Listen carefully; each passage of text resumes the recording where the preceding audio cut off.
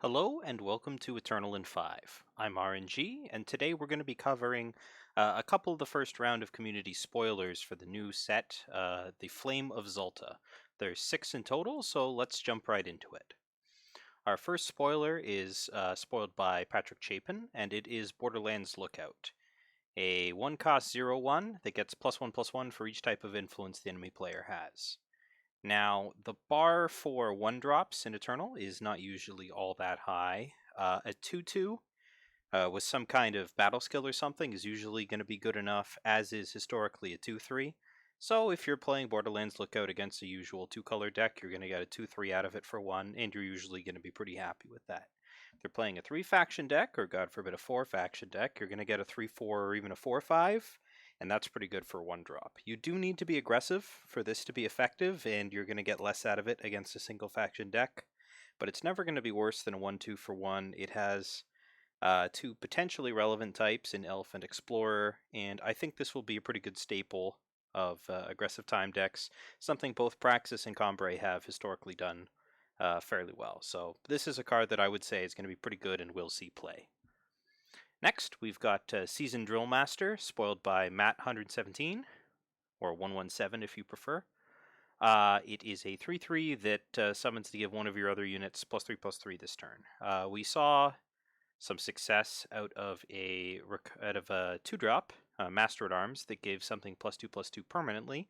This doesn't do that, but it is a finest hour when it comes down to punch through, something that some aggressive decks could be interested in. I don't think this makes the cut in regular ranked, but in Expedition, 3-drops are thin to the ground, and this could be your secondary 3-drop in a particularly aggressive deck, as it gives you both flood insurance by being a unit, wears war cries, and gives you some powerful effect when it comes into play. So I don't expect to see it. I think this is a little bit short, but it is something that is worth consideration in aggressive justice-based decks. Next we have Ramba Arena Schulman, spoiled by FN Brazuka, which is a 3-cost 4-4 in the Praxis colors. When it hits the enemy player, reduce the cost of each card in your hand by 1. And excitingly, pay 7 to play the top card of your deck. So it's an aggressive card that gives you insurance.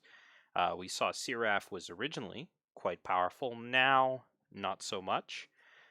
This is going to be difficult to play in the Expedition format, or could be difficult depending on where the power ends up. And reducing the cost of 1 isn't that good, since just a vanilla 4-4 isn't all that powerful, but it is a card that people could include to give some late game punch, as playing 7 to play additional cards could be pretty powerful. I don't expect we'll see too much of it, but it really depends on how the Expedition format shakes out. It is extremely unlikely that this card is powerful enough to see play in current ranked decks. Moving on, we've got Vicious Rejuvenation, spoiled by Paradox of the Many Names for Seek Power Gaming. 8-cost, swap your health with the enemy player's health. Yeah! This could heal you potentially up to 24, which, fantastic. It doesn't affect the board, it doesn't move you towards winning. It's very difficult to combo this with anything else. I anticipate this is going to stay on the bench for all but the jankiest of combos. That's a miss for me. Yottabyte spoiler, we have Conservatory Alchemist, a 2-cost 2-2 that whenever you play a cursed, anthems your whole board by 1 power. This is a card price to move. I originally thought this gave your other unseen +1 attack, and then I thought it was just a temporary boost.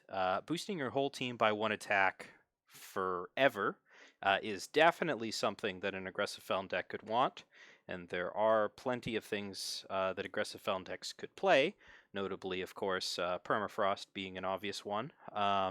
If we can get a second powerful curse, I think that Conservatory Alchemist could definitely be something that sees play in those kinds of decks. I don't think you want to go full curse matters, but I think in a go wide Feln aggro deck, this could be your rally answer. So this is something, if we get one more 1-cost cursed or 0-cost curse, it's going to move.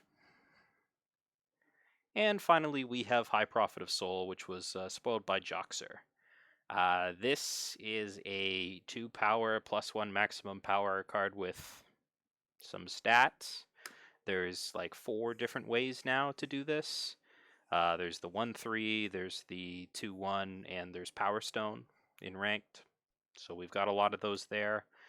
We do lose our Initiate of the Sands in Expedition. So if anywhere, I would see this would see play there as your second 2-cost ramp spell. Otherwise, not expecting it.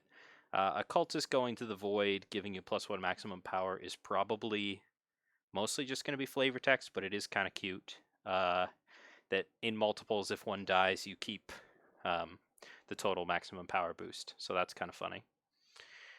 Those are the spoilers for this round of the Flame of Xulta. It looks like we've got a lot of interesting cards, a lot of them aimed at Expedition play, which is good because it's going to be a major part of the Expedition format going forward. I look forward to seeing the rest of the community spoilers.